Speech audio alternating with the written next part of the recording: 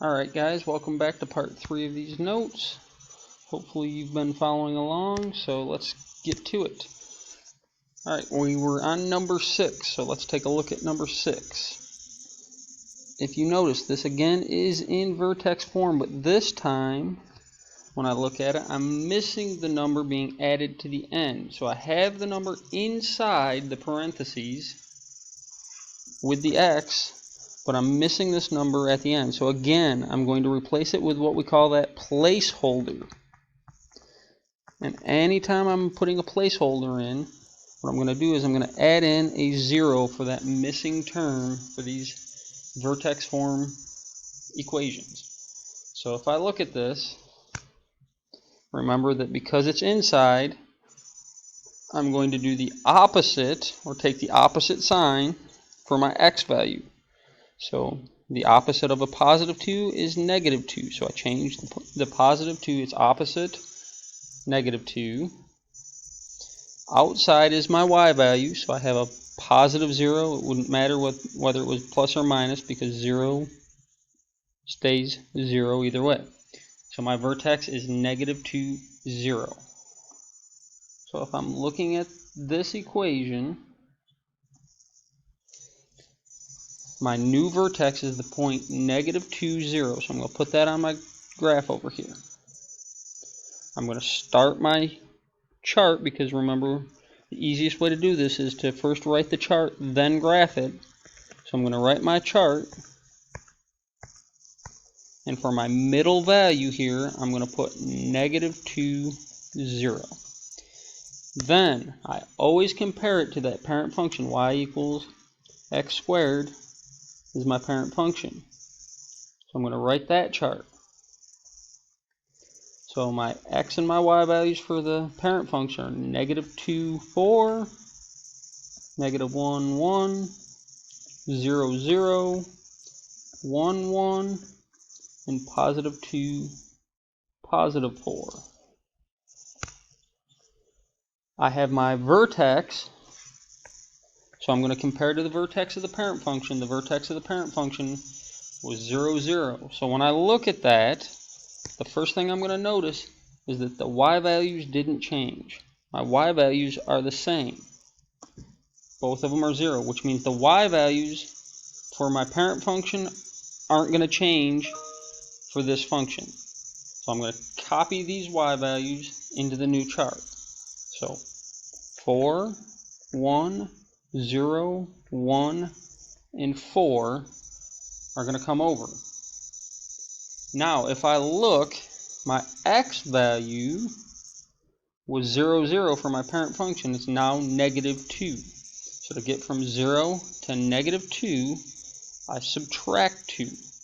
Notice it's opposite of what's being done inside the parentheses, because I take the opposite sign. So I'm going to do the opposite of what's being done inside the parentheses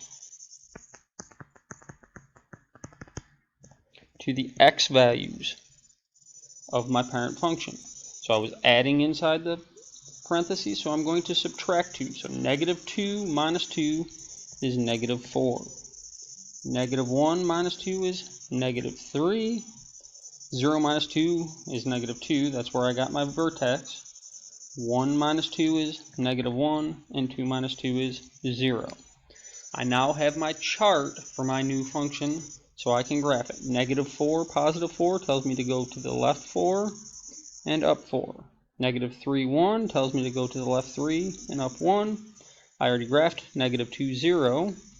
Negative 1, 1 is to the left 1, up 1. And 0, 4 is on the y-axis at 4. When I connect them, I now have my new graph. If I want to compare that to the parent function, I can graph my parent function, negative 2, positive 4, 1, 1, negative 1, 1, 0, 0, 1, 1, and 2, 4. The red graph is my parent function. The blue graph is my new function. If I notice, every point on the graph shifted to the left 2 spaces, or again, a lot of times you'll see that called units.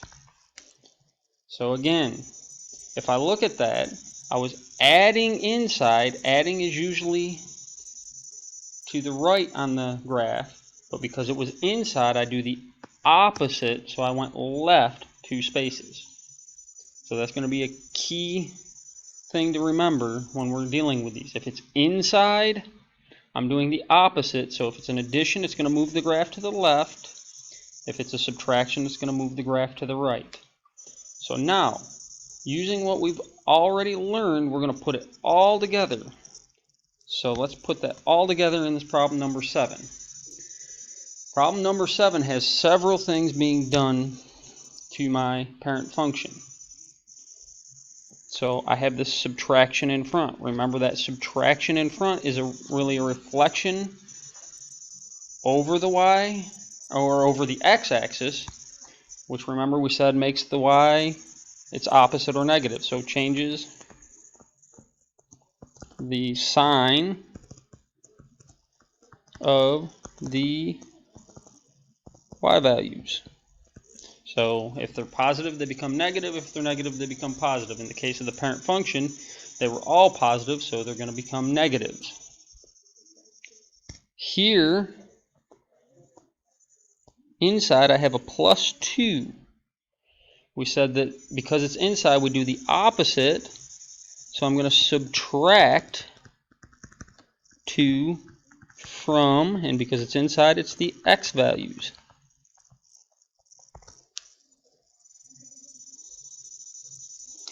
And then finally, outside, I have a plus 5. Because it's outside, I keep the sign, or it stays the same, so I'm going to add 5 to the, and that's going to be my y values. I really don't need the parentheses there. I can get rid of those. So what I'm going to look at here is this. I'm going to start out with that parent function chart. It's the same chart we've been doing. So I have negative 2, 4, negative 1, 1, 0, 0, 1, 1, and 2, 4.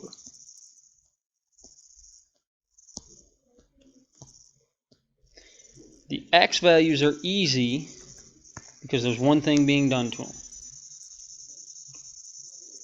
So my new chart,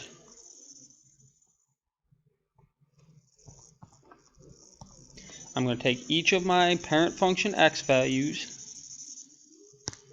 and I'm going to subtract 2 from them. So minus 2 from each of these.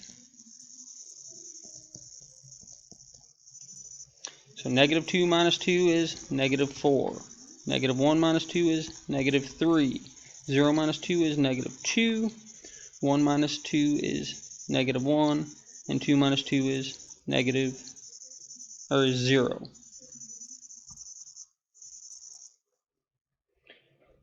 Then my y values are a little bit more difficult. I have 2 things being done, so I'm going to work through the problem left to right. So if I look at it, the first thing I have is that negative. So what I'm going to do first is I'm going to change each of these to their negative. So negative 4, negative 1, 0 stays 0, 1 becomes negative 1, and 4 becomes negative 4. Then I'm going to go over here and I'm going to add 5 to them. So when I add 5, negative 4 plus 5 is 1. Negative 1 plus 5 is 4. 0 plus 5 is 5. Negative 1 plus 5 is 4. And negative 4 plus 5 is 1. This right here is my new function, the chart that I'm going to graph for my new function. So when I graph that on my graph, I have negative 4, 1, so I go to the right 4, or to the left 4, sorry, and up 1. Then I have negative 3, 4, so to the left 3, and up 4. Negative 2, 5 is to the left 2, and up 5. Negative 1, 4 is to the left 1, up 4. And 0, 1 stays on the y-axis, and I go up 1. This is my new function. So when I compare it to my parent function, again, the parent function, negative 2, 4, negative 1, 1, 0, 0, 1, 1, and 2, 4, the first thing I notice is that it's flipped upside down. So when I'm describing this, the way I describe that is this. The parent function is reflected over the x-axis. That's that flipped upside down. Remember we talked about that. That's that negative in front. Reflects it over the x-axis.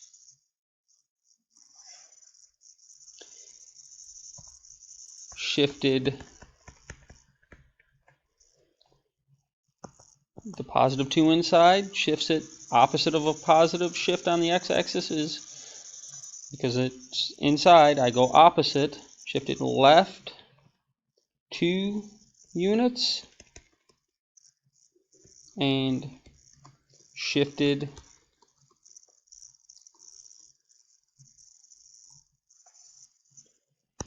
positive outside up 5 units.